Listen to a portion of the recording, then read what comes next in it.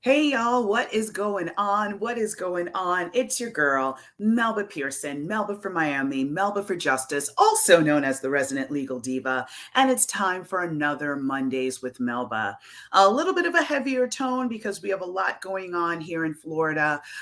First off, my heart goes out to everyone impacted by Hurricane Ian. I'm based in South Florida. Luckily, we escaped the brunt of it, heavy winds, rains, all of that. But our friends on the west coast of Florida, especially in the Naples area, Sanibel, Fort Myers, I mean, horrendous destruction. I don't know. Some of you may have been seeing some of the pictures.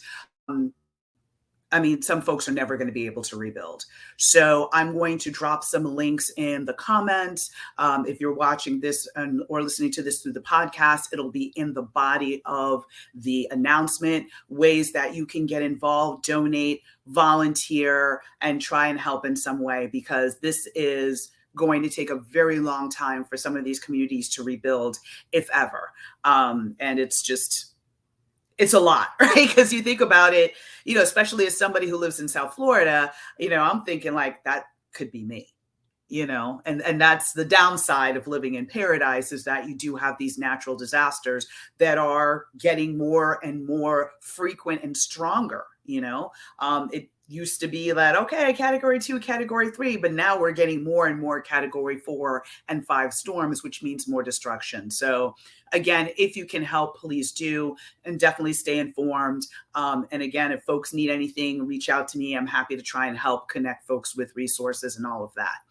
Okay, so staying on the topic of Florida, well, it is the beginning of October, and vote by mail ballots are going to go out. Unfortunately, for the folks who are in those impacted areas, I don't know what voting is going to look like over there, because literally there's like no infrastructure whatsoever at this juncture.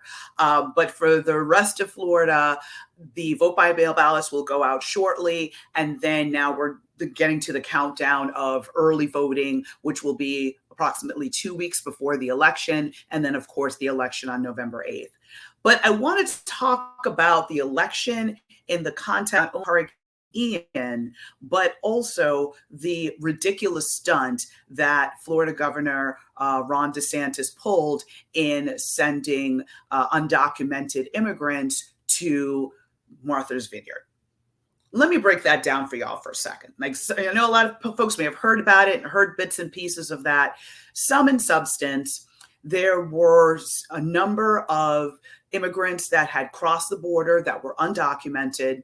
They presented themselves, which is what you're supposed to do if you come across undocumented and you want to claim asylum because your home country is unsafe because of war, because of political strife, because of gang warfare, or because of your identity. If you live in a country that's highly homophobic and you're somebody who's gay, and if you go back to your home country, you're going to be killed. Those are the types of reasons that you can claim asylum in the United States. So the protocol is, if you cross undocumented and you want to claim asylum, you immediately present yourself to border authorities and say, hey, I'm undocumented, I need asylum. They then take you, they process you, and then you are released with a hearing date, which means you have to come back. You tell them, hey, I'm headed to Boston, I'm headed to New York, I'm headed to Chicago. Okay, within 2 weeks of your arrival, or whatever the time frame is, you need to report to this immigration office and present yourself. And that's their way of tracking you while you're in the country, and also you being able to get updates on when your hearing date is, so that you can, again, move through the system, and then a judge makes a decision whether or not you are entitled to asylum, whether or not you have the grounds to get asylum. That's how it normally works. So like any other day, a group of folks that were undocumented crossed, they presented themselves, right? And then they were starting to be processed by the feds, because that's who handles this. It's not local government, it's the federal government. When some people came up to them and said, hey, if you want to get on this plane, we're going to fly you to Boston and you can get jobs, you'll get housing, it's going to be amazing, right? So these folks, it ended up being a group of about 50 folks from Venezuela, which we all know Venezuela is incredibly unstable because of economics and basically communist authoritarian government. a lot of folks have been coming over the last few years because of the instability in their country. So it was about 50 Venezuelans who were like, oh, yeah, sure. Okay, cool. Like, I'll take that opportunity. And they get on the plane. Problem is, it was a lie. Once they got on a plane, they got dumped in Martha's Vineyard with no job, no housing, no support, no nothing. Right?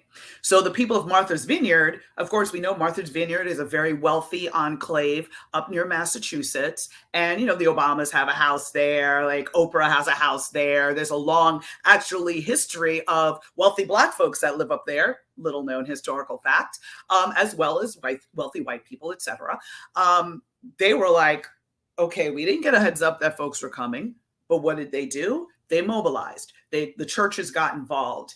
Different legal organizations came down and volunteered to help give them immigration advice and all of that. But these people were basically left in a very messy situation. Now, how does that connect to Florida? Well, it was the Florida governor who paid through our taxpayer dollars for that plane. He literally chartered a plane to go to Texas. Now, let's keep in mind, these aren't undocumented folks that came off the border of, and came to Miami, right? We do have an issue here where folks will come across by boat, and sometimes it's literally strung together with like needle and thread, basically. I mean, this is not like you're coming on a luxury ship. These are folks with basically the clothes on their back and all the money that they had, they paid to somebody to get them over here to the States. So there is an issue here in Miami with undocumented folks coming, right? But that's Miami. This is Texas, a whole other state where we don't pay taxes for Texas. We don't live in Texas. We're not worried about Texas. Let the Texas governor worry about what's going on in Texas, right? But the governor's argument was that these 50 Venezuelans were going to come to Miami. So to prevent undocumented migrants from coming to Miami, I'm going to use the Florida taxpayer dollars to fly them to a whole nother place and dump them on the doorstep of these quote unquote rich liberals. Ha ha ha. Few things wrong with that scenario. Number one, let's talk about the actual plane, right? So this was a chartered plane, a chartered private plane, okay? Whose plane was it? That plane was connected to a member of the governor's administration. He represented that charter company in a variety of lawsuits over the course of several years. So he basically hooks up one of his people with the contract to fly these undocumented folks to some place where they have no connections and no resources, right? So that stunt was, the first deposit was about $610,000. And then there was a second amount payment made, which the intent was to fly more undocumented migrants from Texas now to Delaware on President Biden's doorstep, right? That cost was around $900,000. So we're looking at close to $2 million, basically somewhere between $1.5, $1.6 million in Florida taxpayer money to fly people from the state of Texas to Martha's Vineyard. And oh, by the way, that second flight never happened. So that $900,000 that was paid for that second flight, yeah, that's just money, poof, gone. No services rendered, right? And now think about the fact we just had Hurricane Ian. You got whole communities that houses are destroyed, places are completely flooded. Folks are without power. At one point, it was 2 million Floridians without power.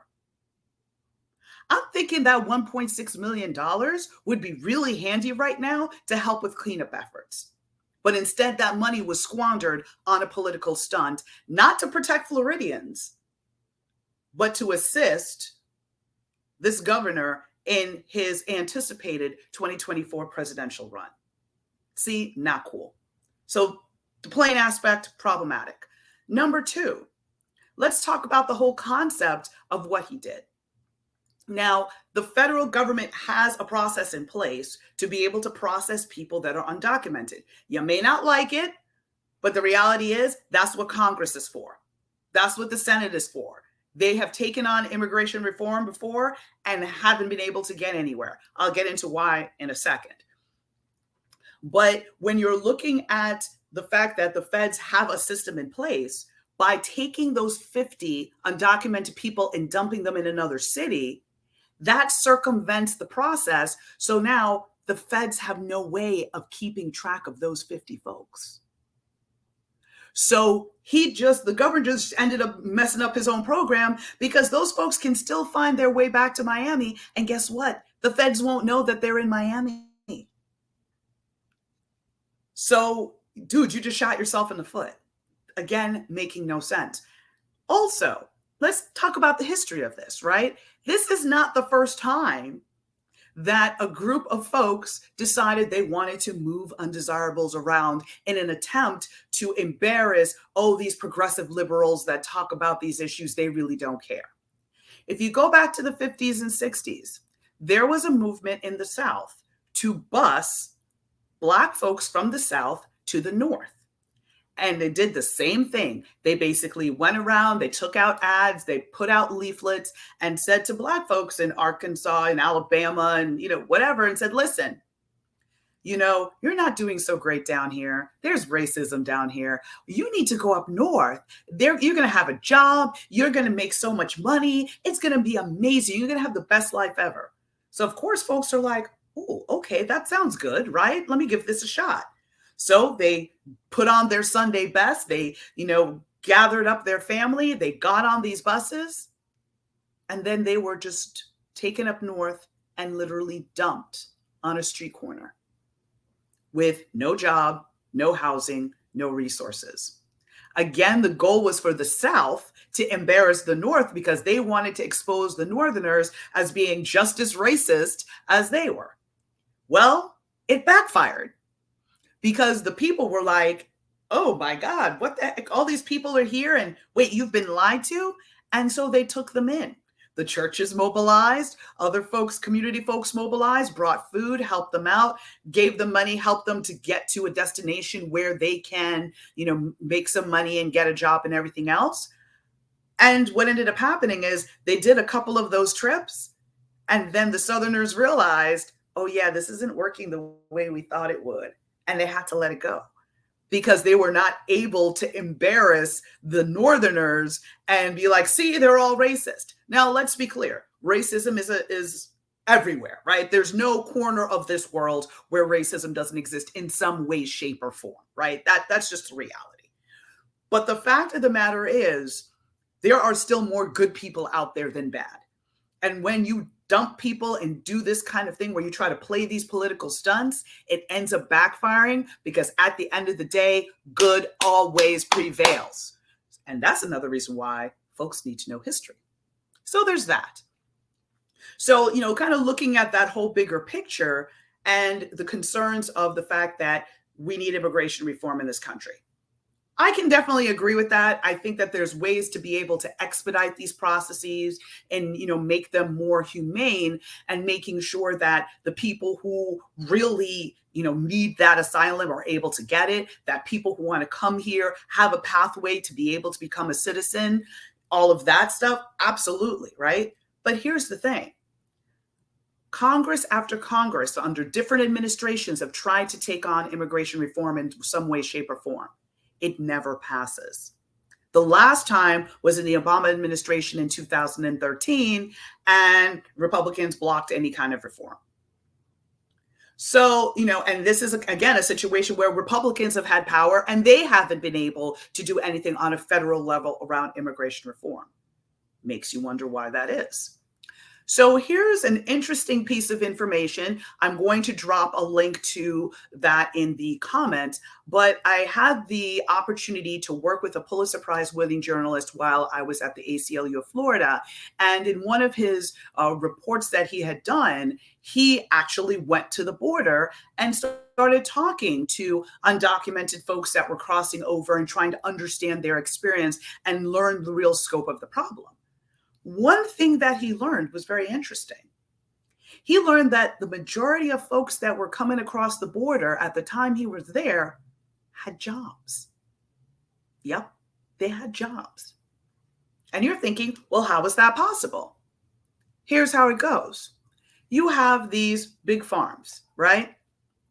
They're like, listen, we're short of people. They already have a few migrant workers that are there.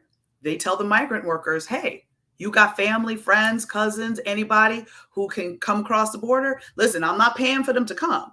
But if they can get here and if they can find their way here, they've got work.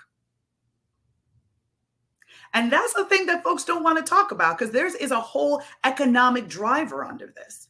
Think about the bigger history of farming in the United States, right? You think way back in slavery days, right? You had these plantations that ran off of free labor, the labor of enslaved people. Once the Civil War happened, and obviously folks were freed, they tried to come back now with the sharecropper idea where you're being severely underpaid and you're still picking cotton in the hot sun, right? But then again, as the Industrial Revolution, continued, more factories, we've got more automation, we've got cars, folks started to be like, listen, I don't need to do this. I can go up north or out west and go either get my own farm out west and do my own thing, or I can go up north and work in a plant, in a factory where I can make more money. I can do better for my family. I'm in a less racist environment. So then you saw this migration to the cities and away from farming, right? For a number of reasons. And then as time progressed, you started to see those smaller mom and pop farms really struggle because, again, the kids grow up and the kids are like, you know what? I'm not feeling this farm life. I want to go live in the city. I want to, work in an office with air conditioning, whatever the case may be. And so now who is going to harvest the crops, right? You think about the orange juice that you had this morning or in your mimosa on Sunday. You think about the wine that you enjoyed on Friday night at dinner. You think about the grapefruit juice or the grapefruit that you had, for breakfast the other day, or the bouquet of flowers that you got your boo. Who do you think picks all those things?